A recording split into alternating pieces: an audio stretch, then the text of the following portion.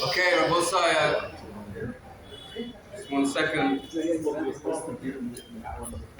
So a little thing that we spoke about last night at the Kenes Rabbanim that we should understand is that we don't just provide a kashrut service at all. We're providing something much deeper than that. We give Jews the ability to come together and eat together and be part of the same tzibur and matzav, sit together, share ideas, share thoughts, be connected with each other. It's a very, very special thing. It's an incredible thing that we're doing out here. And see, we have to say a massive thank you to Rabbi Joel Weinberger for organizing everything and to the staff for running everything. But aside from that achdut that I'm mentioning, we have to speak, of course, if we want to speak about achdut, we have to speak about division. In the world of the Ashkenaz, there's a division between Orthodox, Conservative, Reform, Liberal, Reconstructionist. All of these terms that started after the Reformation of the Church, of different philosophies that were generated.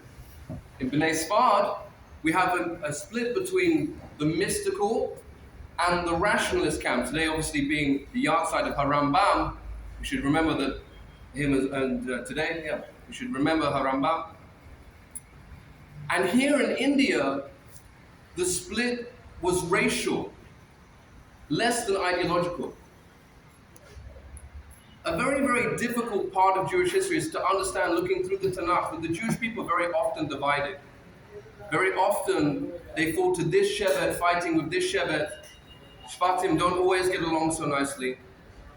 And the goal of each door is to bring an achdut, to bring a unity to people, not a unity under some kind of nationalism, not a unity under some kind of banner or some kind of ideology, but a true unity based on Torah, mitzvot, belief in Hashem.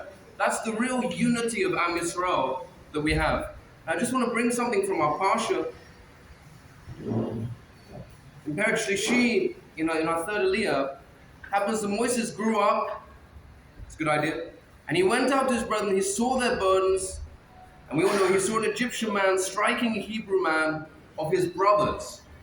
Rashi there tells us he focused his eyes and his heart to be distressed about his brother's situation.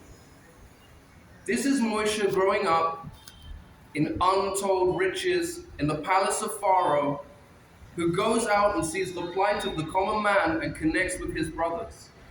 He understands by seeing their hardships and their difficulties that they're not just distantly related, he's been saved from them, they're his people. By becoming invested in each other's struggles, becoming invested in each other's problems, helping each other, that's ultimately how we bring about the achdut. And that's really what we're doing here. We're solving a problem. I believe it was a fairly well-known creator of several different big companies in America. His name's skipped my mind. He said, according to the problem you solve is the paycheck you receive. It's a nice idea. And the problem that we solve is how to deal with kashrus on an industrial level, where there's ingredients from multiple different countries coming together, multiple different problems, multiple communities who have different standards. And if you look around the room, I hope you'll just take a second, look at all the beautiful faces around the room. It's important. These are your friends, these are your brothers.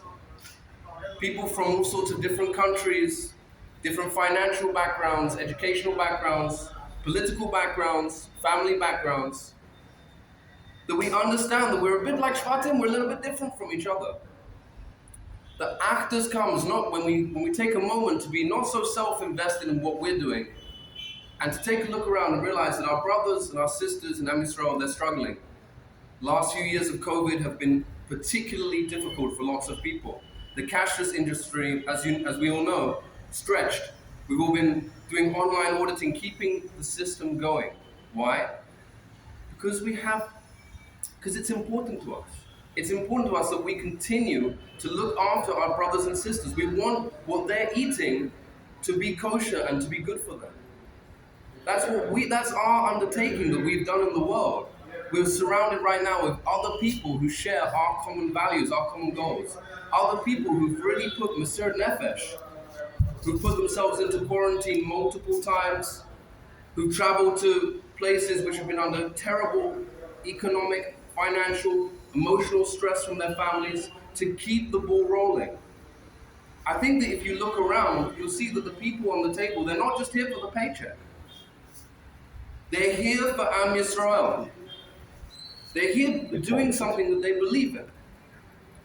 When we get beyond the borders of our own communities and beyond the borders of my minhag, the way I was raised, what's comfortable for me, another nice saying is that if you want to be successful, you have to get comfortable being uncomfortable. Everyone who goes to the gym knows this. If you go and lift a toothpick at the gym, you don't build a muscle. If you lift a big weight, you build a big muscle. According to the discomfort you can take is the muscle that you get out of the gym. It's very similar in life as well.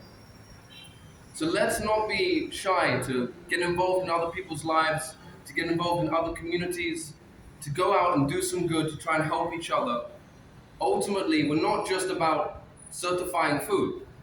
Yesterday we were going around looking at the Eruv, we're looking at the mikvah, we're donating these beautiful svarim to the synagogue. We're the first minyan to pray in that synagogue in probably a few decades. I've never been there. In all the years I've been visiting India, I've never entered that synagogue. It's always been locked. You see that it's more than just about food.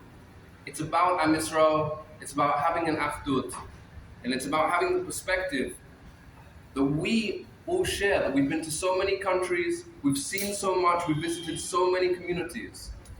Can we bring our understanding of the beauty of Am Yisrael back to themselves, to share with them afdut, and help us all to be brothers in Shabbat Shalom. Yeah.